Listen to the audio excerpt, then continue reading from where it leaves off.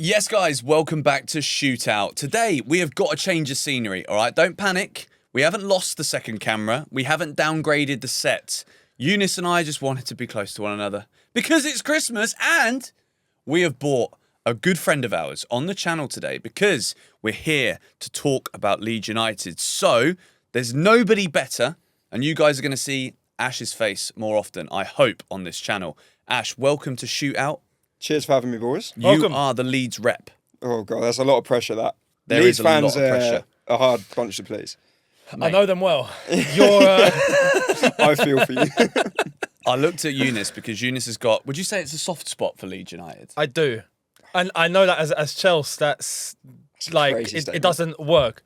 But yeah, because I stayed in Leeds for a good amount of time, and I have friends who are still living in Leeds, and I love the place. I think it's great.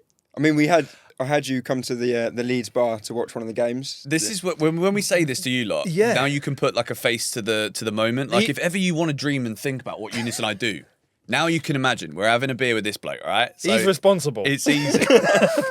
I do want to ask you though. We're going to talk about why Leeds are staying up today because I think you will personally. Yeah. And do you? Yeah, for sure. Okay, so sure. I know you think you might. Yeah, as well, I'm right? about one more win away from booking Champions League final tickets for next year. But...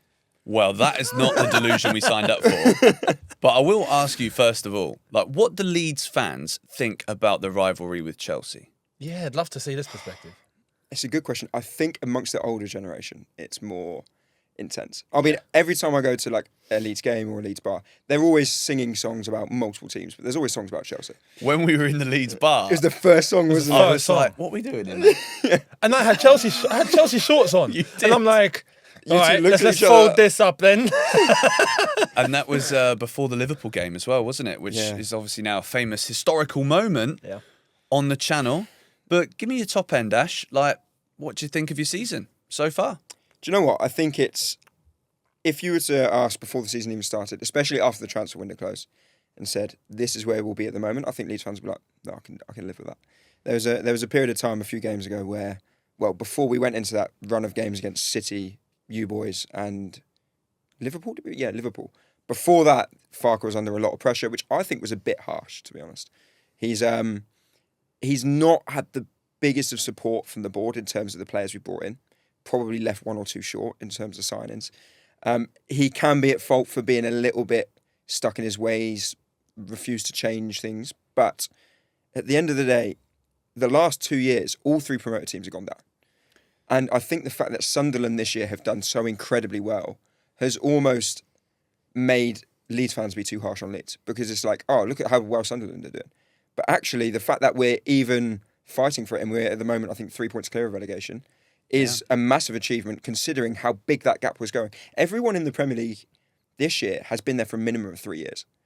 And in 3 years, you've got 6 transfer windows. And in 6 transfer windows, you can make massive strides towards building your squad, right, with that Premier League money. So I think the fact what Sunderland are doing is unbelievable. But I think the fact that we're even 3 points clear of the drop zone, and with the signings we made, I think is a very, very good start, to be honest.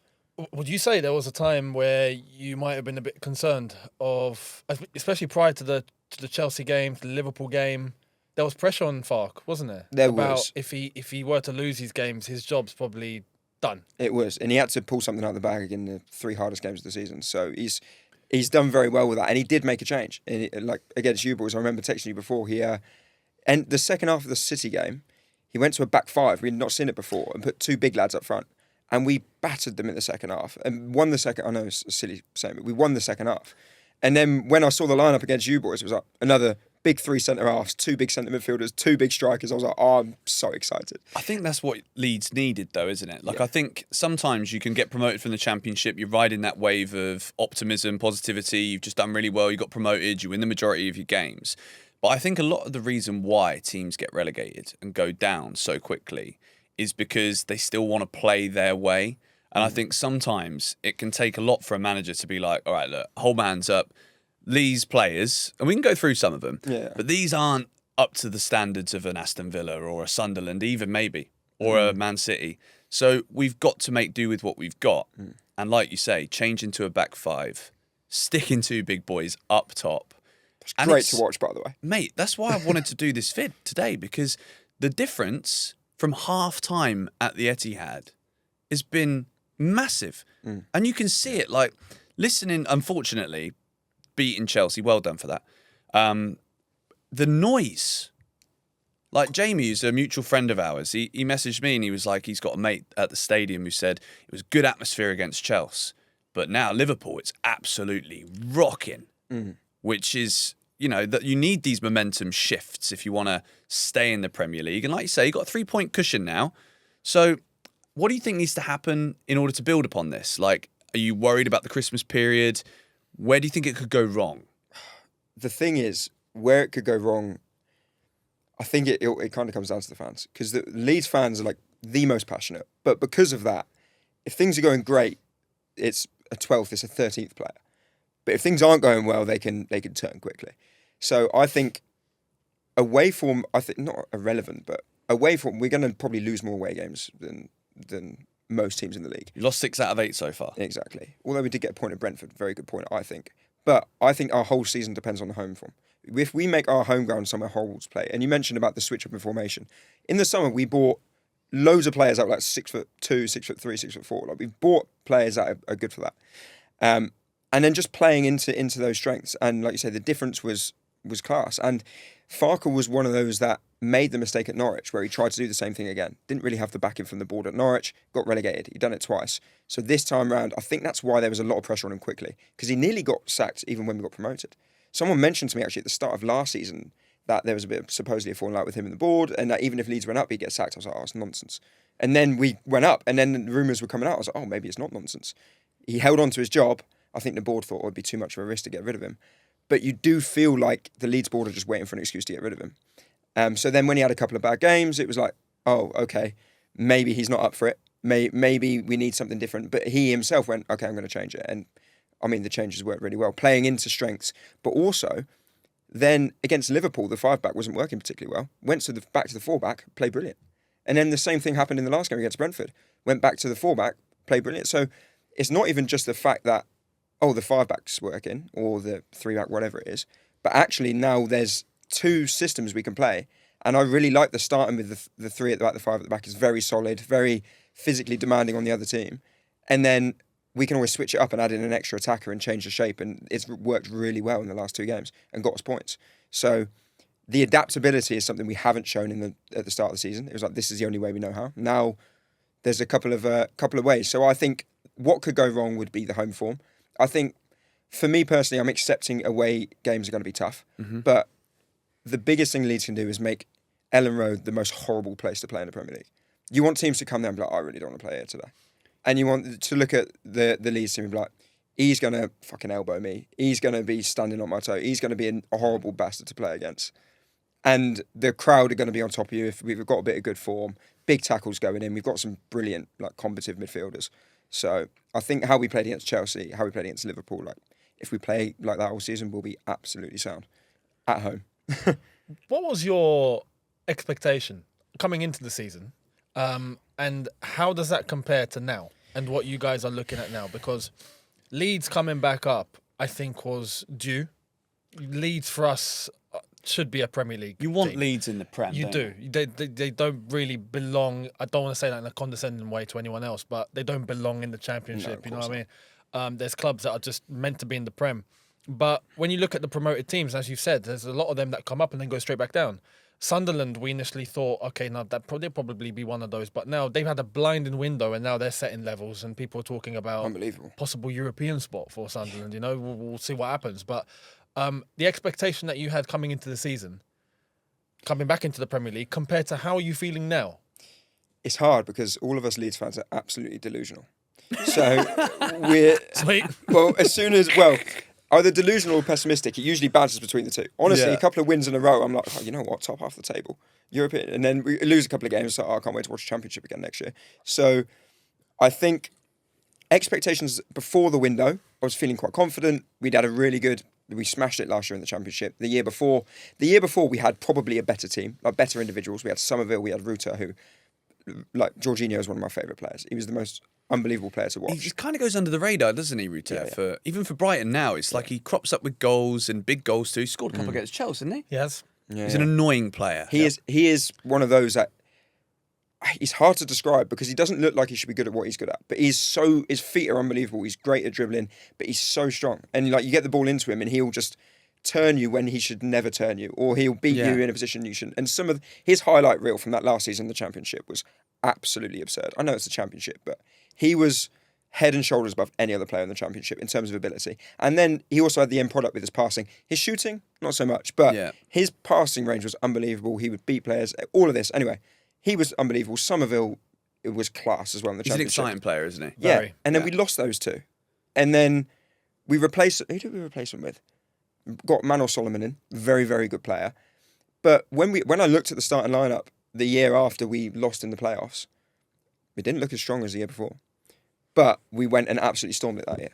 So I think that had a lot to say about Farke and how the team was set up. So I felt confident about the Premier League. So like, great, get some players in. I reckon we've got a better chance than either of the other two teams of staying up. And I saw a lot of predictions and it was generally the same thing. And it felt like for Leeds and Sunderland, both absolutely huge clubs, it was all about just leaning into that. Because I always thought Burnley would struggle. And Burnley, by the way, Sunderland were nowhere near Burnley. It's weird, isn't it? Like, they only last minute in the playoff final managed to edge out Sheffield United, finished way above them. So I was like, Sunderland have no chance. The only chance they have is leaning into like the fact it's a massive club, making their home ground horrible to play. What I was saying, same for Leeds, which they've done, but they also had a fantastic window. We didn't have such a good window. We had a few good signings. I really like Stack. I really like Goodmanson. There's a few good signings in there. I actually really like our core midfield and defence. The attack, we were left short. Our starting attack now is definitely not as strong as it was last year or the year before in the Championship, which is crazy to think. You've got a man who's scored 4 games in a row. And also, I feel like this is the history of the shootout, bro. It was due. Every time I say a player is awful or woeful or shouldn't be on the pitch for anyone, all of a sudden, what happens? Yep. Why? I bought an Esteval scarf. He's got injured since. Hasn't played since. Got it in the set of every video. It's nonsense. Dominic Calvert-Lewin. DCL. DCL. Not the FIFA type either. It's an interesting one, isn't it? Talk to me about this guy because I feel like he's a polarising player. You can watch him some games and think, how on earth are you a Premier League footballer?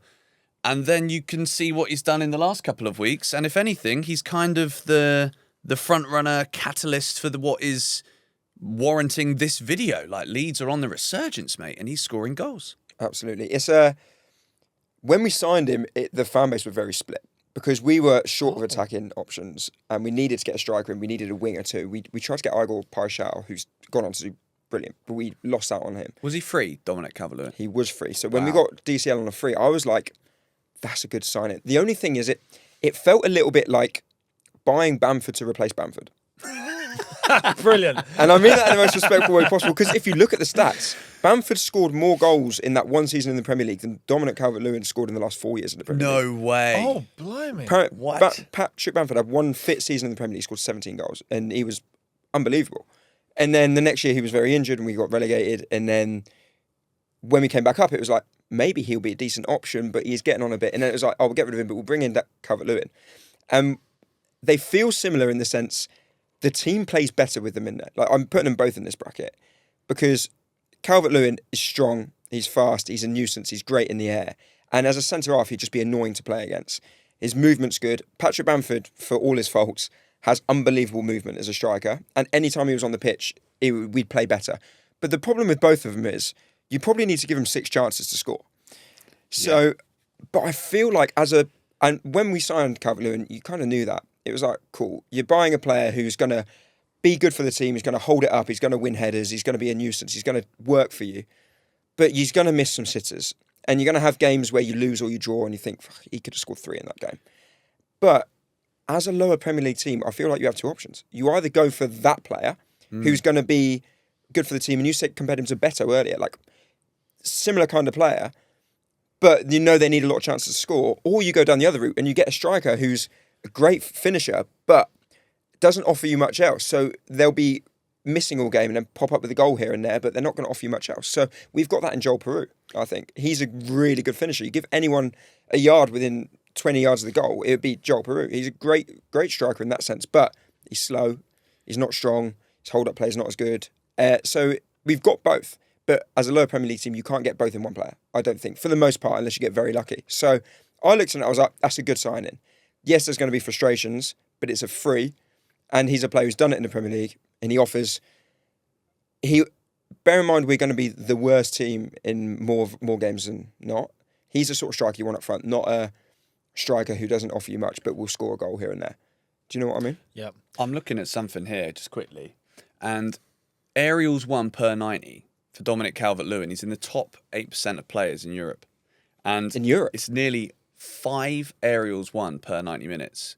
And then if you also look at this, interceptions and clearances, I'll show you guys this on the screen. But like, this is also a player who, considering you're not going to always have the ball and you're not always going to be attacking, a lot of this is also defensive work. And we know this as Chelsea fans, right? Didier Drogba, one of the best defenders you will ever see who's a striker. Sensational. Yeah. And Calvert-Lewin's also doing that job for you right now as well. So there's a lot of metrics that certainly play into a potential England call-up. Right. Don't get me started. I mean, that's... it's weird because when I look at Calvert-Lewin, he had that one season in particular at Everton, and all of a sudden everyone's talking about Calvert-Lewin. Not just even for England. Like there was talk about, all of a sudden, he can actually even come in for Harry Kane, who's maybe not playing as well, like at that time anyway. I do think at that time he was England's second best striker. For a good year or so, he was like the clear second place to Harry Kane. And this is what I don't get, because the dip after that was quite substantial. And then he ends up, for example, going to Leeds on a free. Whereas as a player like that, you'd think, especially from that time, surely you go for like 45, 50 million minimum. Do you know what I mean? And it never really happened. But Calvert-Lewin has the name and the expectation of someone that's going to come in and get goals, but he's not been getting it. Although now, all of a sudden, it's like, oh, has he arrived? He's finally got here. Yeah, it took you're late, but you finally did arrive. So I don't know. Do you reckon he can keep this form up, or is this just a moment? Is this just a blip, basically? Patch. Yeah, of old Calvert-Lewin showing up again one final time. He's obviously got the quality. I think it comes down to fitness. If you can keep him fit. Now, don't get me wrong, he's never been the best finisher in the world, but the stuff he does well is there's no reason that should go away. And then all you need as a striker is a couple of lucky ones, or just to get in a bit of a flow. And he has got chances. By the way, you mentioned the aerial, Jules. He is unbelievable in the air. I knew he was decent in the air. I did not know how good he is in the air. Don't get me wrong, he's missed a couple of headers, but he's also scored a couple of really good headers. But it just like from goal kicks, he will rise, he leaps like a salmon and wins a lot of headers. And then when we've got two up front, and Nemetra, who's played alongside him, also a big lad, also good at the air, it's horrible to play against for centre-halves. And then when Dan James is back fit, I'd love to see Dan James up front with Calvert-Lewin. That's like proper old-fashioned at it, little and large. But no, I think when you sign a player on a free who's got a big pedigree, but they're kind of coming down to try and revive their career, it goes one of two ways. Either they come in and they're willing to work for the team, it's a good person to have in the changing rooms, they're almost like a bit of a leader. Or it goes the other way and they come in and think they're too good for this team, so I'm just using you as a stepping stone. And so far, it's come across the first way. He's not looked entitled. Some players will come into a team as a striker and be a bit entitled. Like, I'm not fucking working, like running around doing doggies for you. But he's come in, he's done the doggies. He's taken it on the chin when he's not been so good. And then he got dropped. You didn't hear anything about it, but then he's got back into the team, and now he's doing well. And you can see what he's like with the other players. He's a bit of a leader, because he's done it. He's played hundreds of games in the Premier League, whatever it is.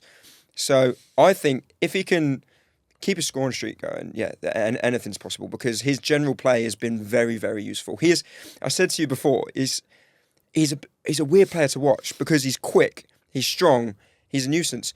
He can look clumsy, and it looks like he dribbles with his knees sometimes. Like, the ball's just bouncing up and all over the place. Dribbles with his knees. Yeah, I've watched him just run straight at a player a few times, which is interesting. Just like, why are you running off the pitch? Just like control is all over the place. But then there's other times he'll win flick-ons, or he'll bring it down and lay it off. And he has some really positive elements to his game, which in a relegation fighting team is perfect. I was really surprised.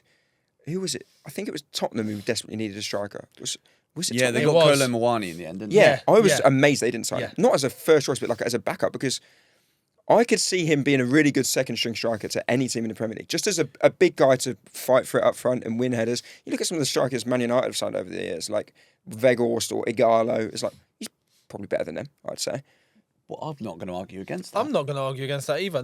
No, I think that's true. But this is, and it's it goes fitness back, though. So what I'm going to ask, based on the last 4 that we've seen him actually start scoring again properly, what's changed? Is it Leeds and Farke's system or things that he's doing tactically, or is it Calvert-Lewin that's changing a few things himself, or is it a case of fitness and now he's actually back to full fitness? Like, what's changed, do you think, that you see as the reason as to why Calvert-Lewin has now started getting goals? It's probably a bit of all of it. I think fitness is huge for someone like him who's spent so much time out. He had a bit of a knock, but he's been fit, he's been playing.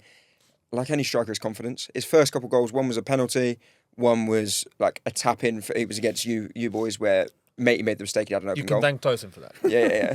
Cheers, no pal. problem. I remember watching your stream on that. You're absolutely losing your heads. Unbelievable. Couldn't believe it. Cinema. We expect commission. Yeah, no. You can have him. Yeah, no, you can stay where he is. It's no problem. But yeah, a couple of those where it just go your way, and then, like you say, a bit of confidence. You scored a couple of goals. The system's suiting him. We're playing a bit more direct, which plays into his hands, and he's got people getting around him.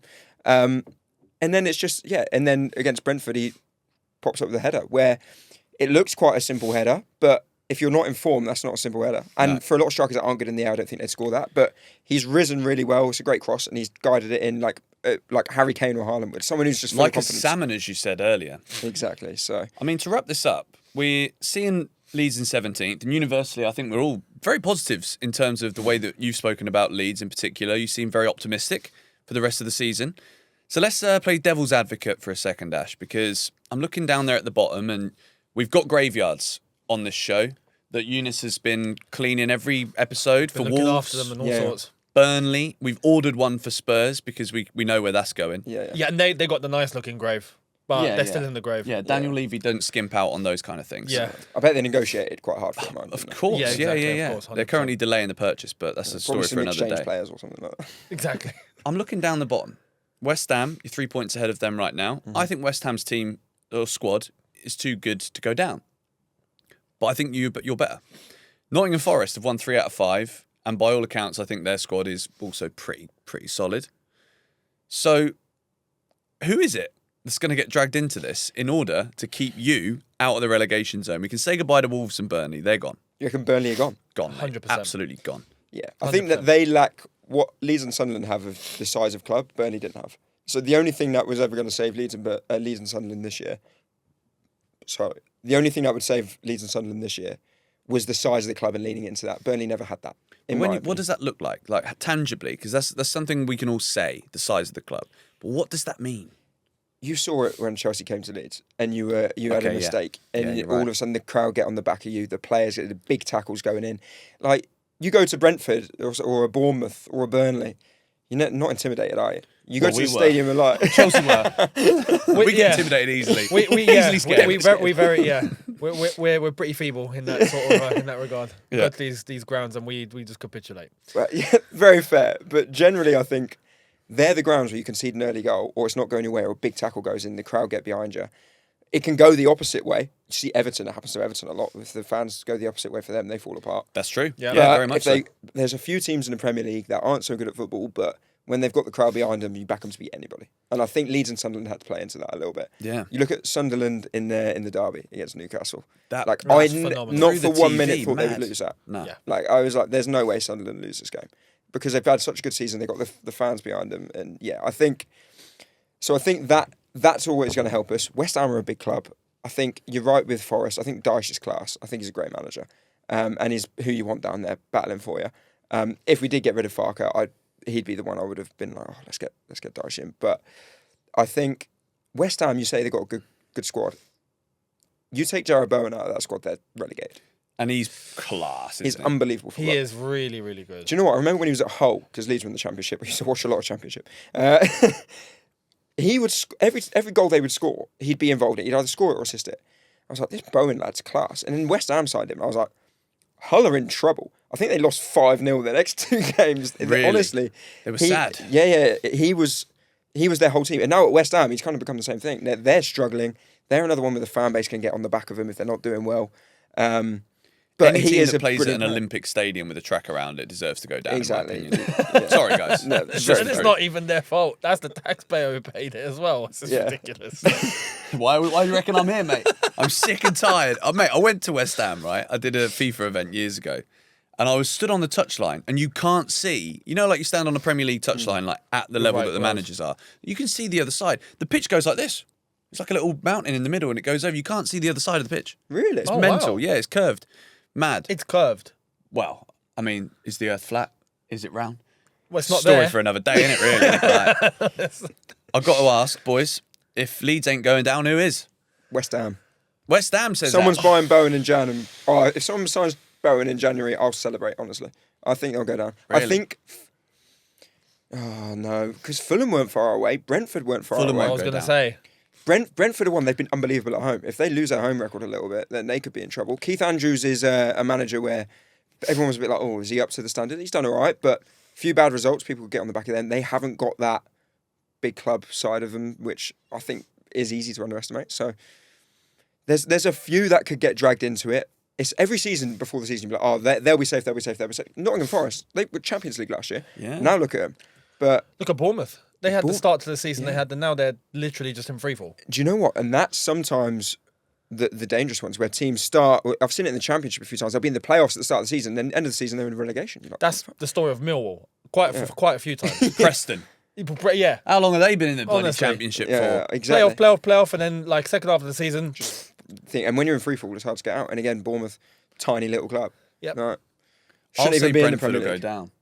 Brentford. I was thinking this. I've got a funny feeling, was mate. thinking this. And you're spot on. If the home form takes a little jitter, you could argue they should have beaten you at home to prove they're not going to go down. Yeah. And They you were awful, by the way. dominant in the second We half. battered You them. should have beaten them, really. Yeah, more we should have. chances, more shots.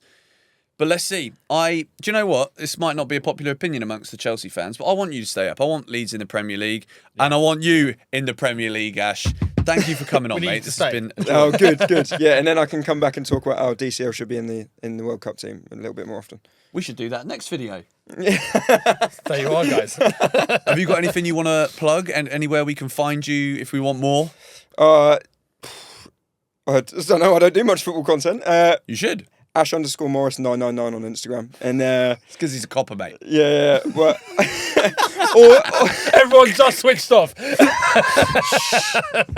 far from I broke a sponsorship deals for content creators. I could be further from a policeman. Yeah, no. But The world's worst copper. yeah, I would The not be a world's very worst good copper.